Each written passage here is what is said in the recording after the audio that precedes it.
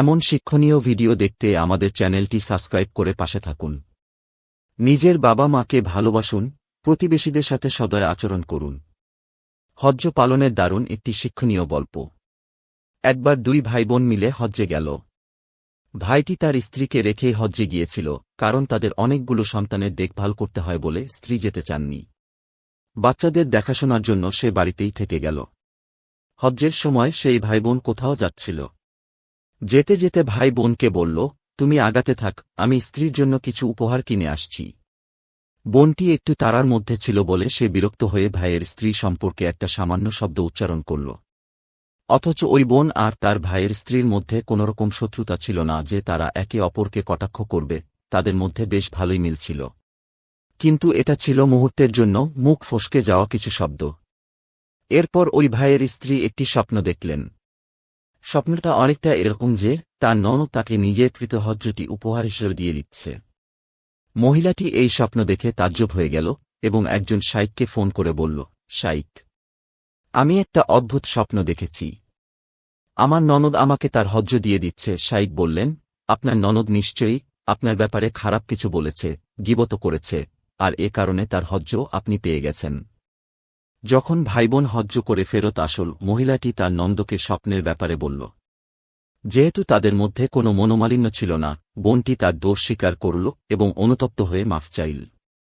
তাদের মধ্যে যথেষ্ট ভালো সম্পর্ক ছিল, তারপরও একটা মাত্র শব্দের কারণে তার সম্পূর্ণ হজ্জ হাতছাড়া হয়ে যাচ্ছিল।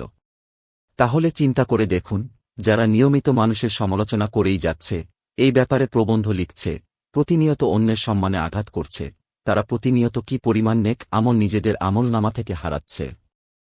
ওয়াল্লাহি, মুসলিমদের ব্যাপারে গীবত কোনো ফেলনা বিষয় নয়। আপনার বলা মাত্র কয়েকটি শব্দের জন্য বছরের পর বছর ধরে করা ভালো আমলগুলো আরেকজনকে দিয়ে দিতে হবে। মাত্র কয়েকটি শব্দ আর সেটির ক্ষতিপূরণ সারা জীবনের সব নেকি। কি ভয়ঙ্কর ব্যাপার! আল্লাহ এমন পরিণতি থেকে আমাদের হেফাজত করুন। এগুলো কোনো মনোগড়া কথা নয়। ভেবে দেখুন, এই গীবতের কারণে মুসলিমদের মধ্যে কি পরিমাণ ক্ষতি সাধিত হচ্ছে, তাহলে বুঝতে পারবেন কেন এর শাস্তি এত ভয়াবহ। একটি সহিহ হাদিসে বর্ণিত হয়েছে, যখন রাসূল সাল্লাল্লাহু আলাইহি সাল্লাম সাফিয়া কে বিয়ে করতে যাচ্ছিলেন, তখন আয়েশা রাদিয়াল্লাহু আনহা বললেন, উনি তো খাটো।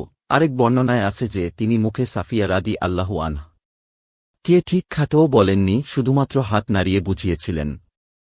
অতঃপর রাসূল সাল্লাল্লাহু আলাইহি সাল্লাম আয়েশা রাদিয়াল্লাহু আনহা কে বললেন, তুমি যদি এই কথাটি সমুদ্রে নিক্ষেপ করো, তবে তা সমুদ্রকেও পরিবর্তন করে দেবে। চিন্তা করুন, শুধু একটা শব্দ কিংবা একটু ইশারা, অথচ তার ফলাফল কতটা ভয়াবহ। এমন শিক্ষণীয় ভিডিও দেখতে আমাদের চ্যানেলটি সাবস্ক্রাইব করে পাশে থাকুন। নিজের বাবা মাকে ভালোবাসুন, প্রতিবেশীদের সাথে সদয় আচরণ করুন। ক্ষমতার অহংকারে অপর মানুষের উপর অত্যাচার করে নিজ জীবনে সর্বনাশ করবেন না। আপনি যার উপর অত্যাচার করেন সেও আপনার মতোই রক্তে মাংসে গড়া মানুষ। আপনার শরীরে যেমন আঘাত লাগলে কষ্ট হয় অন্যের, ও তাই। বিবেক খুলে সবাইকে ভালোবাসুন, মহব্বত করুন, অন্যায়, অবিচার, জুলুমের বিরুদ্ধে লড়াই করুন, মজলুমের পাশে দাঁড়ান।